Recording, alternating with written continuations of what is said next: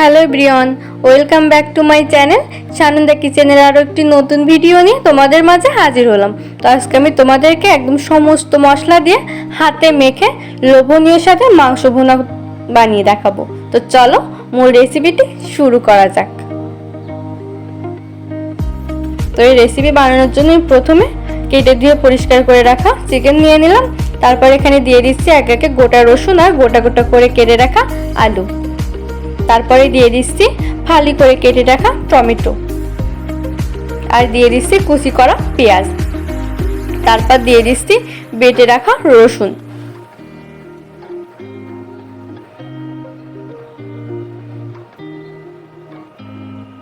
এবার দিয়ে দিচ্ছি স্বাদ মতো লবণ, পরিমাণ মতো হলুদ,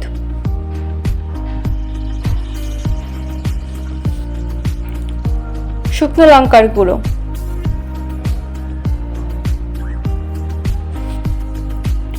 জিরের গুঁড়ো,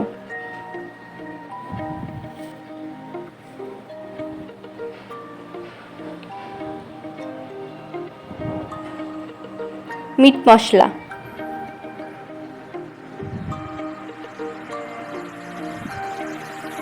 দিয়ে দিচ্ছি দুই চামচ পরিমাণ টক দই।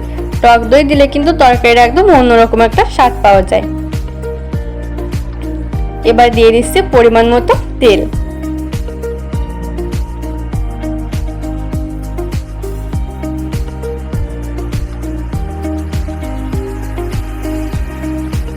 তেল দেওয়া শেষ, এবার হচ্ছে মেইন কাজ। এবার আমি ভালো করে একদম হাত দিয়ে সমস্ত কিছু মেখে নেব, যাতে করে সমস্ত মশলা মাংসের সাথে খুব ভালোভাবে মিশে যায়।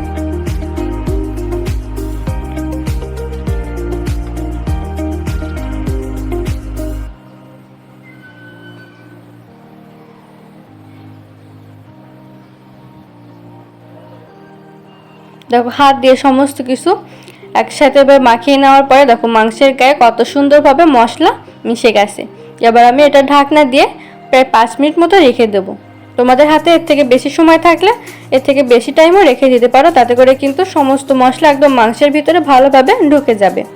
তো 5 মিনিট পরে আমি গ্যাসের চুলাটা অন করে দিয়ে ঢাকনা দিয়ে 7-8 মিনিট মতো রান্না করে নেব। তো 7-8 মিনিট পরে আমি ঢাকনাটা তুলে দিয়ে এবার ভালোভাবে নেড়ে দেবো, যাতে করে কড়াইয়ের সাথে লেগে না যায়।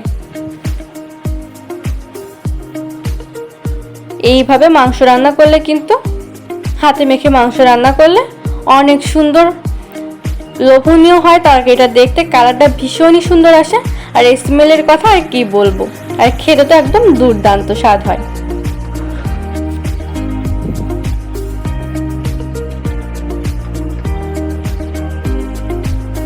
তো আমি কিছুক্ষণ এভাবে নাড়াচাড়া করে দিয়ে আবারও ঢাকনা দিয়ে ঢেকে দিলাম এবং মাঝে মাঝে ঢাকনা তুলে কিন্তু নেড়ে দেব।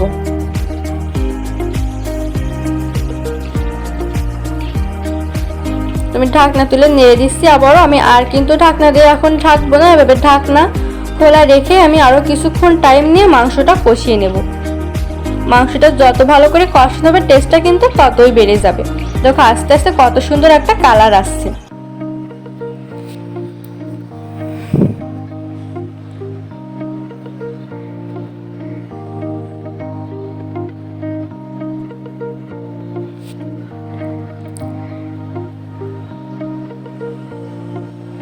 তোমার মাংস কষানো সুন্দরভাবে হয়ে গেছে। এবার আমি এখানে ঝোলের জন্য পরিমাণ মতো জল দিয়ে দেব।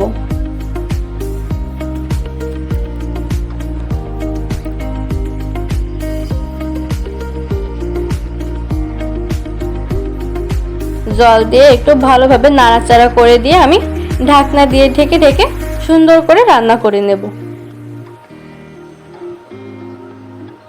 তো কিছুক্ষণ পরে ঢাকনা তোলার পরে দেখো তরকারিতে কিন্তু বলক চলে আসছে, আর তরকারির কালারটা জাস্ট দেখো কতটা সুন্দর আসছে। আচ্ছা তোমরা কে কে মাংসের তরকারি রসুন খেতে পছন্দ করো? আমি তো ভীষণ পছন্দ করি। তো আমার মতো কে কে আসো অবশ্যই আমাকে কিন্তু কমেন্ট করে জানিয়ে যেও।